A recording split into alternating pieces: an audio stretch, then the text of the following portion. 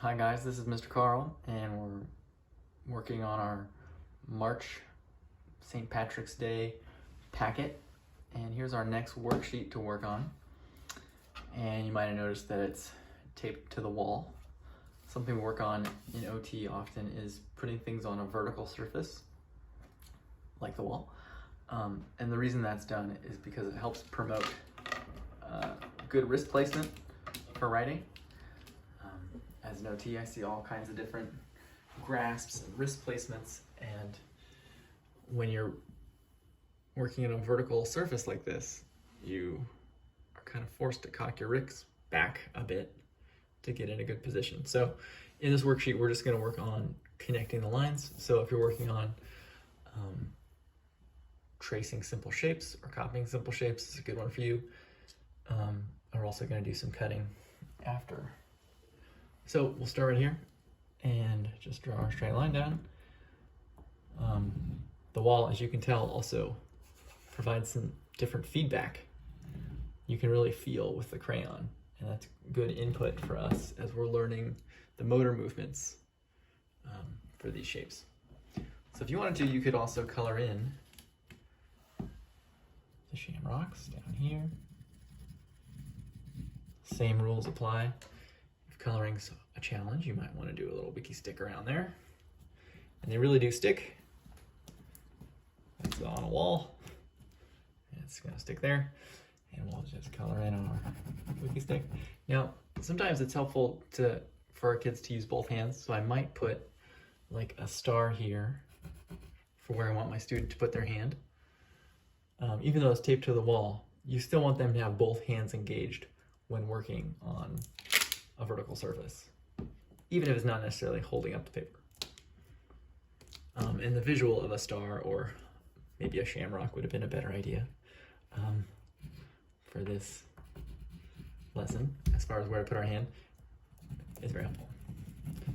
Okay, so we'll color those in, color in our last guy. Good, and if you want to, you can also color in your rainbows, right? You can color in the different parts of the rainbow. I'm sure this is not the right order. That's okay. Yeah. So the next thing that this worksheet is good for is cutting.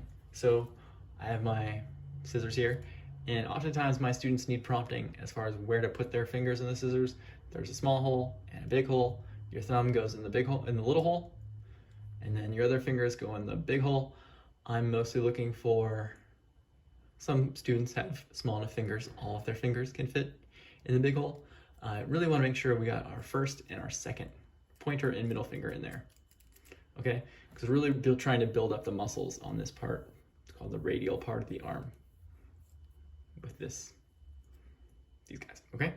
So with it already, paper being taped to the wall, it does make cutting a little easier. And when we cut, we want to make sure our thumb is pointing up, like you're giving a thumbs up. And sometimes cutting is easier this way because it takes the activity of having to hold the paper out of it. I still want my students to hold on to the paper, so I'll give a little visual for this one I'm going to cut right now. Maybe the visual will be right here as far as where their hand should go. And I would prompt them to just put their thumb where the dot is while their other hand cuts. Yeah.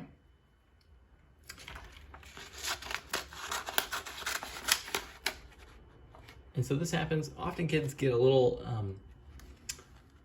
kind of turned off when the paper is kind of crumpling. So I notice if I can kind of help them, maybe just by holding the paper up so it gets out of their way, that can be helpful. Some kids really kind of shut down if this paper gets bent up and kind of twisted as they're going. So it might be helpful just to pull the paper out of the way for some of our students. Okay, but there you go. And it's okay if you cut all the way through. Just might have difficulty keeping it on the wall. All right, let me know how that goes.